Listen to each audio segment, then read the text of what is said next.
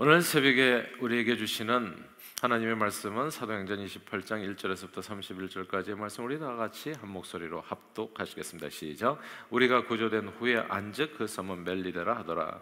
비가 오고 날이 차며 원주민들이 우리에게 특별한 동정을 하여 불을 피워 우리를 다 영접하더라. 바울이 나무 한 묶음을 거두어 불에 넣으니 뜨거움으로 말미암아 독사가 나와 그 손을 물고 있는지라. 원주민들이 이 짐승이 그 손에 매달려 있음을 보고 서로 말하되 진실로 이 사람은 살인한 자로다.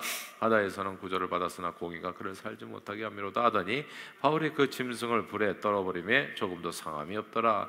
그들은 그가 붙든 적은 갑자기 쓰러져 죽을 줄로 기다렸다가 오래 기다려도 그에게 아무 이상이 없음을 보고 돌이켜 생각하여 말하되 그를 신이라 하더라.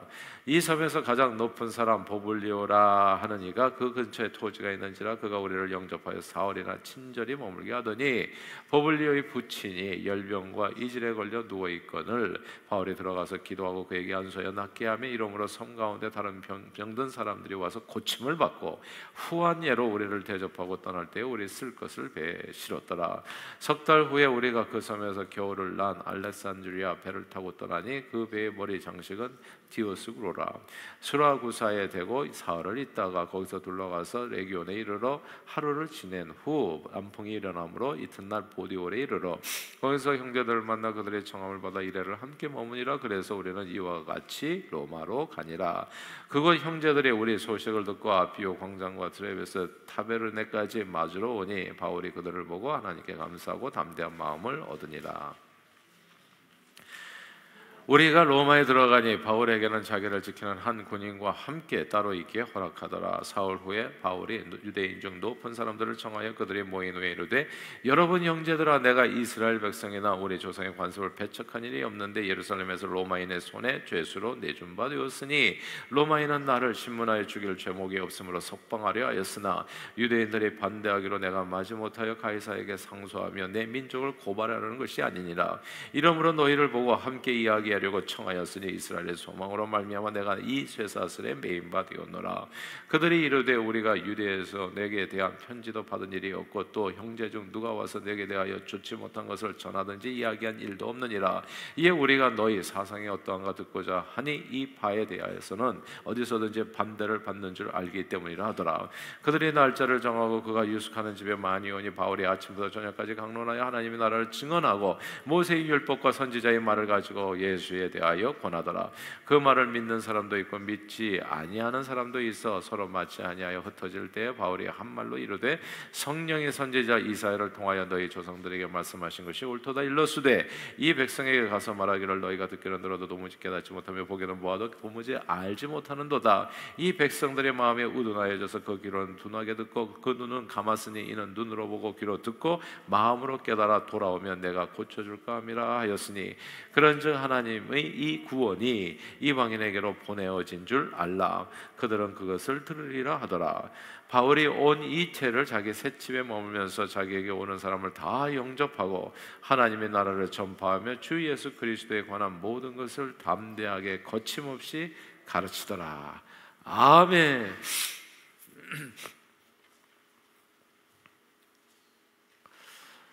온 세상의 복음이 오늘날처럼 전파되게 된 것은 거의 1000년 동안 다스린, 세상을 다스린 로마 제국이 기독교 국가가 되었기 때문에 이게 중요하니까 다시 반복할게요. 온 세상의 복음이 오늘날처럼 편만하게 지금 이 순간에도 그냥 아마존 정글까지도 이게 복음이 전파되게 된 까닭은 거의 1000년 동안 세상을 한때 그렇게 다스렸던 로마 제국이 기독교 국가가 되었기 때문입니다. 로마 제국의 영향력 안에서 기독교는 아주 신속하게 유럽 대국을 넘어서 그리고 신대륙까지 그리고 아시아, 한국을 이어서 이제 전 세계 방방곡곡에 전파되고 있습니다. 이제는 복음을 듣지 않은 것이 거의 없을 정도로 정말 예수님 오실 날이 가까웠다 그렇게 말해도 정말 거의 과언이 아닐 정도로 온 세상의 복음이, 또 인터넷이 보급되고 또 이렇게 휴대폰이 보급되면서 이제 주님 진짜 오실 날이 가까웠다는 생각입니다. 그런데 이게 우리가 궁금한 게 있어요. 어떻게 그렇게 기독교를 박해하고 거부했던 로마 제국이, 완전히 세속적인 나라였던 로마가 어떻게 복음화되어 수 있을까? 그 모든 시작이 오늘 본문에 있습니다. 그래서 이 본문이 중요한 거예요. 다 함께 14절을 같이 읽겠습니다. 28장 14절입니다. 같이 읽을까요? 시작. 거기서 형제들을 만나 그들의 청함을 받아 이레를 함께 머무니라. 그래서 우리는 이와 같이 로마로 가니라. 아멘. 여기서 이와 같이 로마로 갔다. 이 바울의 첫 번째 발걸음, 이 복음을 전한 이 발걸음으로 인해서 로마가 변하게 됩니다. 로마가 한 사람에 의해서 변했다는 게 놀랍지 않습니까? 물론 로마에도 그 전에 이제 디아스포라로 이제 마저 예루살렘 교회가 이렇게 흩어지게 되어졌을 때 로마에도 신자들이 있었어요. 그러나 로마가 실제적으로 변화의 어떤 전환점을 맞이한 것은 이 바울의 입성부터 시작하는 겁니다. 선자들이 있었지만 이 바울이라고 하는 불타는 존재 한 사람으로 인해 가지고 이 로마와 이 전 세계가 이 변화되는 이 놀라운 역사의 시작이 이 오늘 본문에 있는 겁니다. 이와 같이 로마에 이르니라. 이 바울의 첫걸음, 이 로마로 들어간 이 발걸음으로 인해서 로마라고 하는 그 제국이 전 세계가 변하게 되는 그런 그 기초가 되어집니다. 단초가 되어집니다.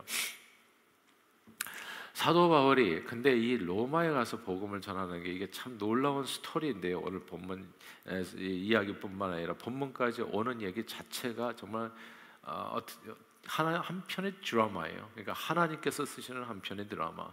사도 바울이 신약 성경 당시 로마 황제가 다스리는 세계 최고의 강대국 로마 제국의 수도인 로마에 가서 복음을 전하게 것은 참으로 놀라운 하나님의 인도하심이었습니다.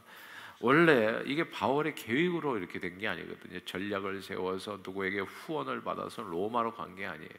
원래 바울은 3차 전도 여행을 마치고 예루살렘에 잠깐 들려서 교회 지도자들에게 하나님께서 선교지에서 하신 일들에 대해서 보고를 하고 이제 안디옥 고향으로 돌아갈 생각이었던 거죠. 자기를 파송한 교회로 다시 돌아가는.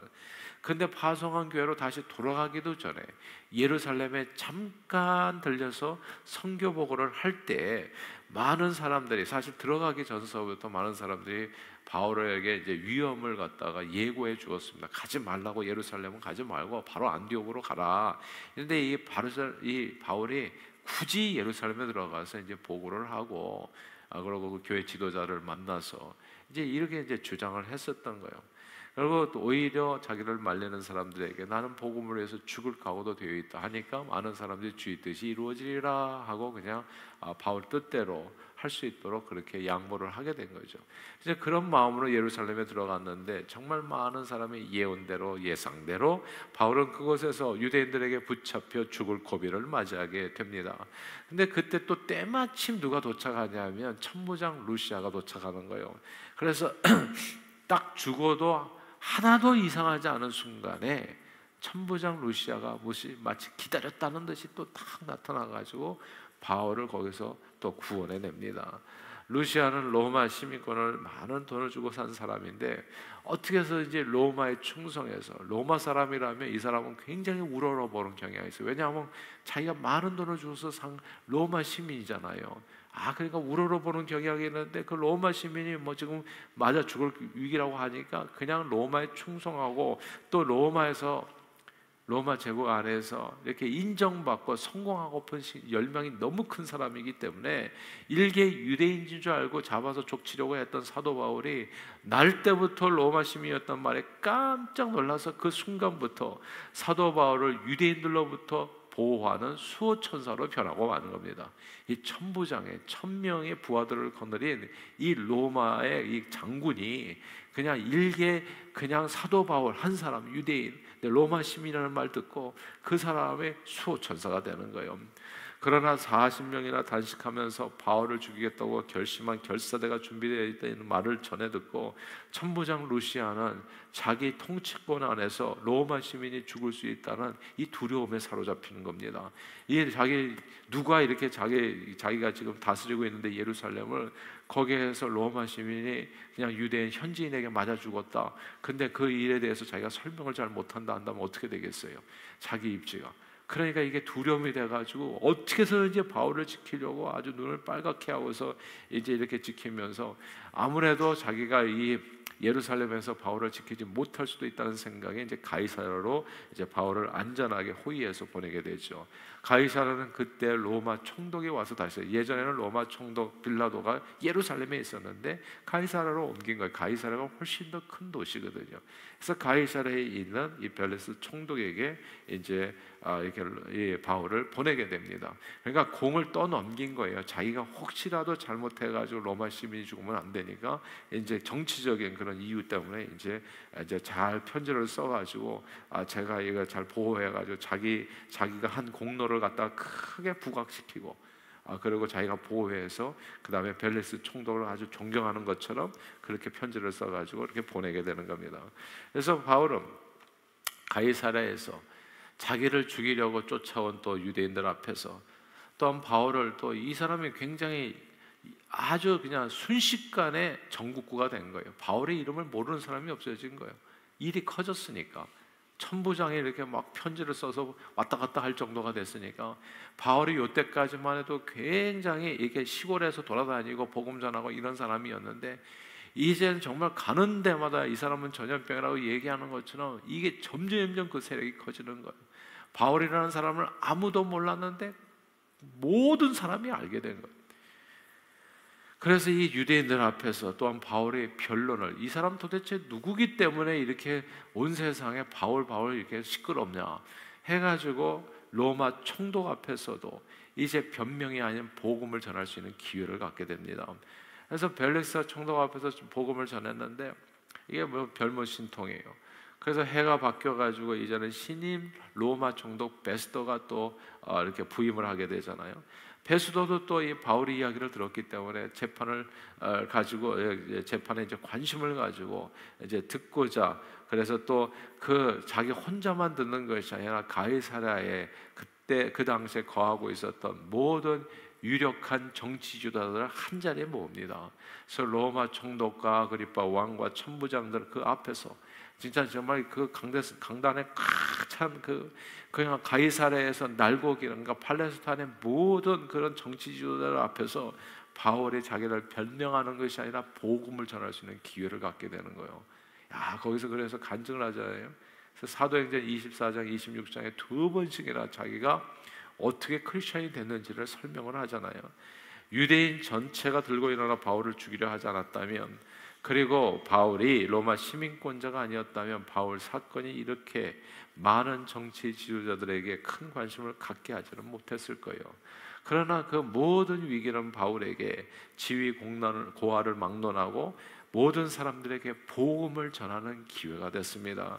그리고 바울은 어떻게 해서든지 예루살렘으로 데려가 그곳에서 쳐 죽이려고 했던 유대인들의 계교를 미리 눈치채고 자기의 시민권자로서의 그 권리를 내세워서 내 재판을 로마 황제에게 나는 호소한다 하면은 로마 황제 앞에 서게 돼 있거든요. 로마 시민의 권세가 그렇게 센 거예요. 우리도 오늘날에 그러잖아요. 한국에서 범죄했었어도 내가 미국에 가서 재판받기를 원한다 하면은 미국에 가서 재판받는 거거든요. 미국 시민권자니까. 이제 이런 내용이에요. 그러니까 나는 아무도 못 건드리는 거예요. 그러나 이 가장 강대국이었기 때문에 결국 로마 군인들의 호의를 받으면서 이제 로마로 이제 이렇게 이제 가게 되는 것이죠. 그런데 이 로마로 항해하는 중에도 또 일이 벌어지는 거예요. 유라굴로라고 하는 광풍을 만나서 모두가 죽게 돼서 276명 다 죽음의 공포에 떨게 되었는데 죄수 바울이 거기에서 희망의 메시지를 전하면서 276명을 모조리 다 구원하게 되는 겁니다. 야, 놀라운 일이에요. 그러니까 이게 예루살렘에서 핍박을 당할 때부터 바울의 삶은 진짜 드라마의 한 편의 드라마. 그때마다 정말 천군 천사라고 말할 수 있는 사람들이 탁탁 나타나서 바울을 지켜주고 보호하면서 로마까지 가가지고 이제 가는 과정 속에서도 다 죽게 된 것을 또 다 구원하고 한 사람도 빠짐없이 구원하는 놀라운 일이 벌어지게 돼. 그리고 이어지는 말씀이 오늘 본문 사도행전 마지막 장 28장이거든요. 사도 바울과 배에 함께 탄 사람들이 굴사 일생으로 살아남은 섬은 그래서 도착한 섬은 멜리데 섬이었습니다. 근데 그곳에서도 놀라운 일들이 연속으로 일어납니다. 바울이 나무 한 묶음을 거두어서 불에 넣다가 뜨거움의 불 속에서 그냥 튀어나온 독사가 그의 손을 물어버린 겁니다. 그 독사는 원주민들이 다 보기에 독사예요. 네. 원주민들이 잘 알잖아요. 그 섬에 뭐 어떤 짐승들이 사는지. 무서운 독사. 그러니까 뭐 블랙 맘바와 같이 한번 물리기만 하면 바로 그 자리에서 즉사하는 그런 뱀에게 물린 거예요. 그래서 모두가 바울이 죽기만을 기다리는데 근데 놀랍게도 오래 기다려도 바울이 쓰러지지 않는 거예요. 그러니까 바울 그때 그 전에는 바울이 저렇게 물리는 걸 보고 살인자인가 보다, 하나님의 심판인가 보다 했다가 생각이 다 바뀌게 됩니다. 그다음부터 저 사람은 신인가 보다. 저 무서운 독사에게 물려도 안 죽는 거 보니까. 그러나 이것은 예수님의 말씀이 이루어진 거예요. 또 이르시되 너희는 온 천하에 다니며 만민에게 복음을 전파하라. 그러면 어떻게 된다고요? 믿는 자들에게는 이런 표적이 따르리니 곧 내 이름으로 귀신을 쫓아내며 새 방언으로 뱀을 지피려 올리며 무슨 독을 마실지라도 해를 받지 않으며 병든 사람에게 손을 얹은 즉 나으리라. 이 말씀이 그대로 바울에게 이루어지게 됩니다. 그리고 그 삶에서 정말 이질과 열병에 걸려서 죽어가는 멜리데 섬의 추장이었죠, 버블리오. 그 추장의 아버지를 또 안수해서 낫게 합니다. 다른 병자들도 다 고치게 되고. 그러니까 그 섬에 사실은 죄인의 신분으로 가가지고 또 배가 파손될 때 다 놓고 나왔잖아요. 하나도 재산이 없어. 빈털터리야. 근데 빈털터리로 갔는데 예수가 함께 하니까 그냥 삶의 문제가 다 해결되는 거예요. 삶의 문제가 무엇을 먹을까 마실까 입을까 너희는 먼저 하나님의 나라와 의를 구하라. 그러면 이 모든 것을 너희에게 더하시리라. 그 말씀 그대로 바울이 한 것은 복음을 전한 것밖에 없어요. 복음을 전하는데 삶을 드리고 헌신한 것밖에 없어요. 근데 가는 데마다 하나님께서 아무것도 없는데 능력이 나타나니까 사람들이 스스로 인정을 해주고 먹을 것을 다 갖다 주고, 그래서 이 버블리오 추장의 집에서 또 그냥 융숭한 대접을 받으면서 극진한 대접을 받으면서 또 떠날 때는 오늘 본문에 보니까 쓸 것까지도 모두 준비해 주어서 떠나게 되는 오직 하나님의 은혜인 겁니다. 사랑하는 여러분, 우리가 힘들 수 있어요. 사실은 복음을 전하는 게.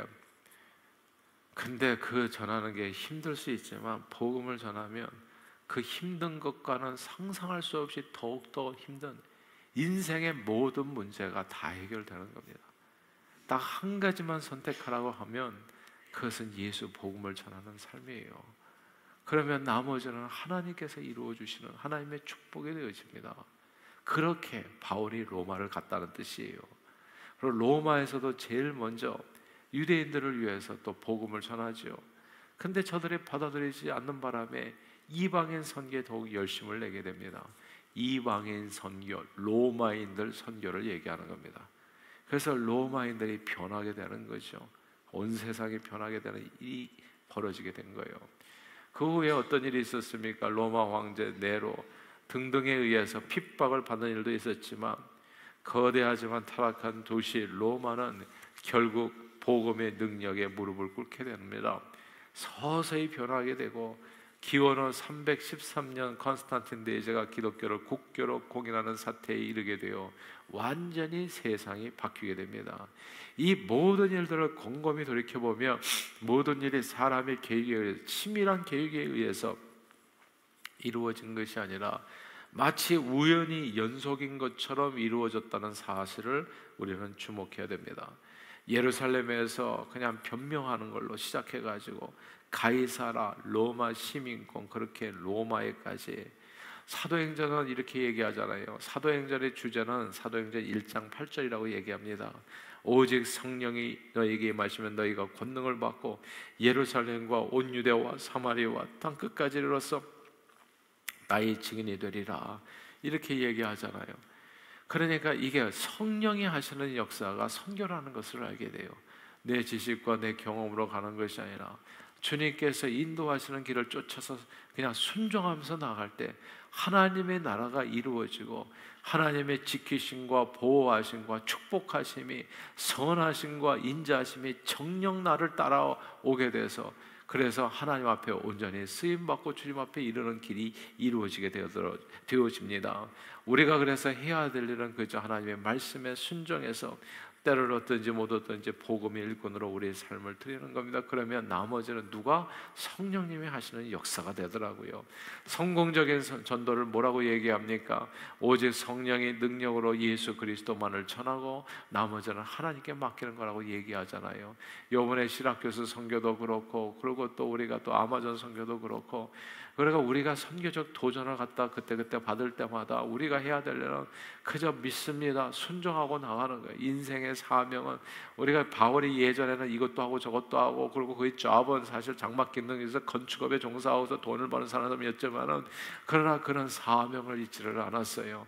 내 인생의 목적은 사명을 이루는 일. 그래서 늘 드리는 얘기지만은, 저기 직업에는 은퇴가 있지만 사명에는 은퇴가 없는 것입니다.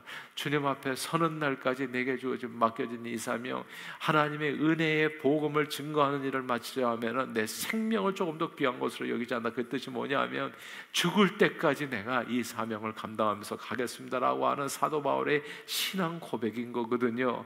그렇게 살게 될 때 내 모든 필요는, 무엇을 먹을까 마실까 입을까 내 자녀들, 이 모든 필요가 하나님께서 다 채워주시게 되어진다. 그래서 주님 앞에 삶을 드리는 겁니다. 이제 놀라운 거 한 가지 얘기해 드릴게요.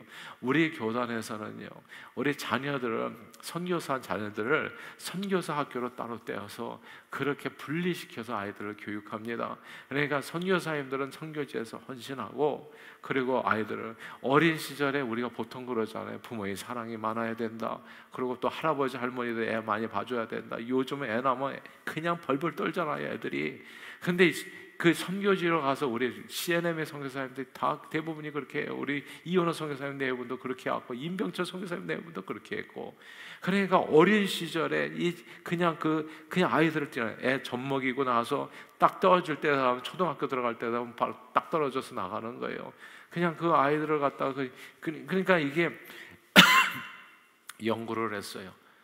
이렇게 부모가 아이들을 갖다 정말 금이야 오기야 금쪽 같은 내 새끼 그렇게 키워야 될 그 나이에 그렇게 분리시켜서 하면 아이들이 어떻게 돼요, 정서적으로. 근데 나중에 보니까 그렇게 떨어졌던 애들을 하나님이 계속 키워줬다. 그래서 우리가 지금까지도 아이들을 갖다 이렇게 떨어뜨려 가지고 따로 교육하는 것을 지금까지도 하는 이유는 그거예요. 조사를 해보니까 부모 밑에서 큰 아이들보다도 더 잘 크더라는 거예요. 사실은 더 헌신하고 더 하나님 앞에 삶을 드리고. 제 얘기는 이겁니다. 너희가 먼저 하나님의 나라와 의를 구하라. 자식을 돌보지 말라는 뜻이 아니라 먼저 하나님의 나라와 의를 구하면 자식 때문에, 손주 때문에 선교를 못 간다는 게 말이 되냐고요. 하나님 앞에 삶을 드리지 못하는 게. 먼저 너희가 하나님의 나라와 의를 구하면 이 모든 것은 너희에게 더하신다. 하나님의 약속의 말씀이 이루어지는 거예요. 그래서 정신을 잃어버려서는 안 돼요. 여러분, 항상 드리는 말씀이지만 하나님의 말씀을 앞에다 두고, 이게 우리 생각과 다를 때가 많아요. 그러나 육신의 생각대로 살면 너가 반드시 죽을 것이로되 영으로서 육의 생각을 죽이면 살리리. 영의 생각은 생명과 평안이라고 얘기했습니다. 하나님의 말씀을 앞에다 두고, 때로는 우리 인생 삶과 좀 맞지 않다고 하더라도 이 말씀에 내 삶을 맞춰가지고 오직 성령이 너희에게 계시면 너희가 권능을 받고 정말 예수 증인으로서 살아갈 수 있다라고 하는 이 말씀을, 이 사도행전 1장 8절의 말씀을 내 삶의 좌우명으로 삼아서 좌표로 삼아가지고 거기다 삶을 들면서 나가면 나머지는 주님께서 이루어지는, 다 합력해서 이루어져서 하나님 나라의 역사를 이루시는 놀라운 하나님의 구원 역사를 우리를 통해서 이루어준 줄 믿습니다. 사랑하는 여러분, 우리가 해야 될 일은 하나님의 말씀에 순종하는 것. 그러면 주님께서 하시는 일은 성령의 능력으로 우리를 붙들어 이 땅에 하나님 나라를 이루시고, 그리고 결국은 주님이 이 세상에 마라나타 다시 오시게 되는 겁니다. 그것이 우리가 예수 믿기 전과 믿은 후의 삶의 차이가 벌어진 거예요. 예수 믿기 전에는 온통 그냥 내 육신의 삶이 전부입니다. 그러나 예수를 믿고 나면 주님의 부르심이 전부가 돼요. 부르심의 소명이 우리의 삶의 목적이 된다는 것입니다. 사도행전은 28장으로 끝났지만은 29장은 아직도 ongoing입니다. 저와 여러분들의 삶을 통해서 주님 다시 오시는 그날까지 우리에게 맡겨진 목숨보다도 소중한 사명입니다. 이 사명을 이루는데 온전히 삶을 들여서 위로는 하나님을 영화롭게 하고 아래로는 많은 영혼들을 주님 앞에 인도하고 우리 자신들에게서는 진정한 행복을 주는 정말 하나님의 은혜와 축복을 풍성하게 주님 앞에 서는 날까지 강건하게 누리고 주님 앞에 신바람 나게 쓰임받다가 주님 부르실 때 기쁨으로 달려가는 저와 여러분들이 다 되시기를 주의 이름으로 축원합니다. 기도하겠습니다. 하나님 아버지 고맙고 감사합니다. 오늘 이 사도행전 28장 마지막 장을 맞이하면서 정말 이 세상이 어떻게 변하게 되었든지 정말 한 사람의 주님 앞에 삶을 온전히 헌신했을 때 그가 로마에 입성하는 그 순간에 세상은 변한 겁니다. 아버지 하나님, 우리가 바로 이렇게 쓰임받게 해주시옵소서. 이 땅에 살아 숨쉬는 동안 나의 이 살아 숨쉬는 모든 순간들을 통해서 이 세상이, 그리고 누군가의 영혼이 주님 앞에 돌아오고 구원받고 주님 다시 오시는 그날이 속히 앞당겨지는 놀라운 아버지 하나님 그런 영혼 구원의 역사로 우리 각 사람이 쓰임받을 수 있도록 오늘도 성령 충만으로 우리 발걸음을 온전히 주장해 주옵소서. 예수 그리스도 이름으로 간절히 기도하옵나이다. 아멘.